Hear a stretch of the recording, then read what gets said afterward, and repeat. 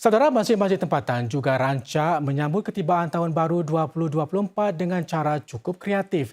Bagi Masjid Asyakirin misalnya, para asatizahnya menghasilkan video media sosial yang santai dalam usaha memaparkan wajah masjid yang mesra masyarakat. Berbekalkan semangat menyambut Tahun Baharu 2024 serta mengucapkan selamat tinggal kepada tahun 2023, Masjid Asyakirin menerbitkan video mencuit hati ini.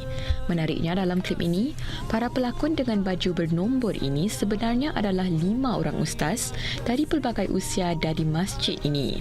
Mesejnya yang mahu disampaikan adalah agar masyarakat Melayu Islam dapat meneruskan usaha menjadi lebih baik pada Tahun Baharu ini dan menghargai persahabatan yang ada.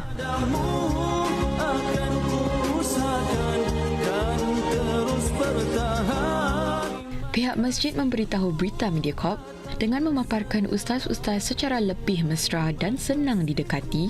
Mereka berharap memaparkan sisi berbeza para asatizah masjid selain memikat perhatian para jemaah.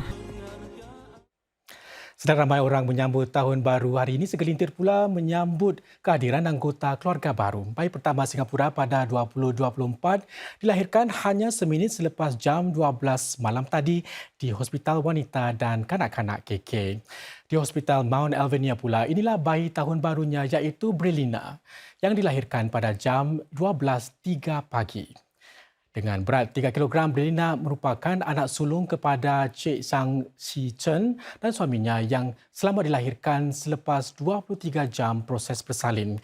Dia asalnya dijangka dilahirkan pada malam Krismas. Ini merupakan cahaya pertama pasangan ini. Sebilangan pusat penuaan aktif di sini ingin menggandakan jumlah kaki tangan masing-masing. Dengan cara itu, pusat-pusat tersebut dapat menawarkan lebih banyak khidmat sedang jumlah warga emas di Singapura terus meningkat. Bagaimanapun saudara, pusat-pusat penuaan aktif mengeluh bahawa sukar untuk mendapatkan tenaga kerja tambahan. Lantaran itu, ada yang menggalak para sukarelawannya, terutama warga emas, supaya menyertainya secara sepenuh masa. Walaupun semakin berumur, kumpulan warga emas ini masih lagi ligat. Masih lagi menikmati pelbagai kegiatan di pusat penuaan aktif berhampiran tempat tinggal mereka. Selain kegiatan seperti tarian masyarakat dan permainan, pusat ini turut melancarkan pelbagai program baharu demi mengisi keperluan penduduk yang semakin menua. Ini bermakna pekerja tambahan diperlukan untuk mengendalikannya. Namun, tidak ramai yang tampil walaupun pusat ini sudah mengiklankan jawatan kosong untuk tempoh yang lama. Manpower has been a huge challenge for the community care organizations all the time. Apart from our full-time team, we do depend largely on our volunteers. This pool of volunteers, recruiting them and retaining them is a challenge for us. Masalah yang sama juga dialami St. Luke's Elder Care yang menyediakan khidmat kepada lebih 5,000 warga emas di 12 cawangannya. Jumlahnya dijangka meningkat kepada lebih 20,000 menjelang akhir 2024. Secara purata, setiap cawangan memerlukan 5 pekerja sepenuh masa dan 12 sukarelawan bagi operasi harian. Ini termasuk menganjurkan kegiatan seperti latihan jasmani serta kunjungan ke tempat-tempat menarik. Selain sukarelawan muda, St. Luke's juga cenderung mendapatkan sukarelawan warga emas untuk menjadi pendamping.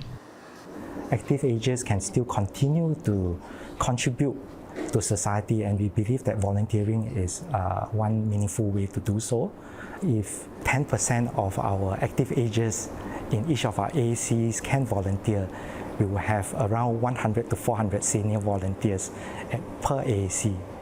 Untuk mencapai matlamat tersebut, pusat ini menjalin kerjasama dengan rakan-rakan masyarakat kawasan sekitar bagi menggalak lebih ramai warga emas tampil menyumbang.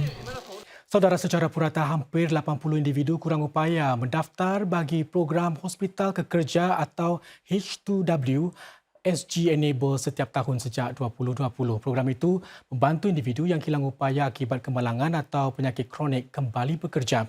Wartawan Nur Fazira Azman bertemu dengan seorang pekerja yang telah meraih manfaat daripada program itu.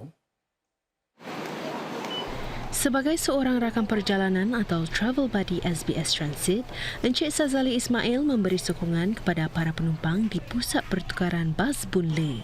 Hari-hari cuma saya pekerjaan inspect jaga kawasan interchange, dan yang kedua saya bantu jaga-jaga passenger. Passenger ni semua tak ikut arahan, tak ikut peraturan.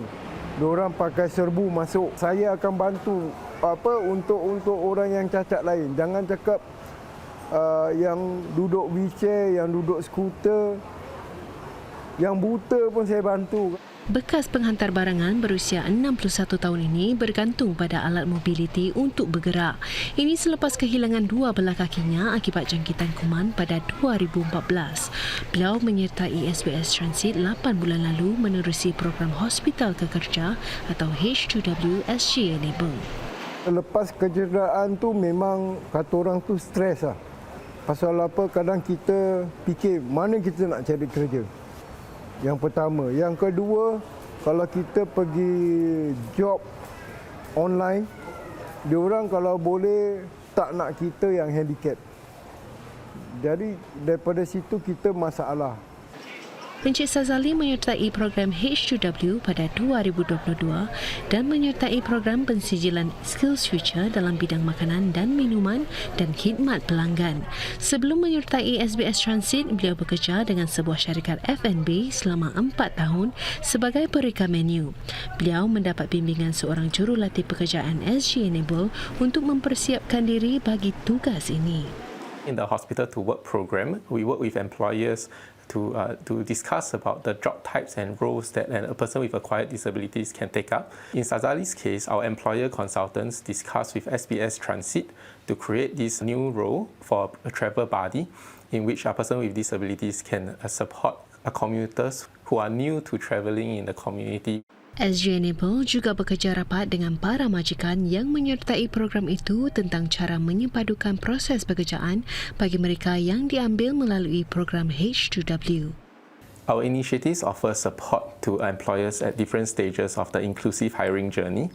So we help equip employers with knowledge through our courses and also workshops. Lebih 4,000 syarikat dalam sektor privat dan awam menyertai program H2W dan menawarkan pelbagai jenis pekerjaan menerusi portal pekerjaan Employment Disability SG Enable.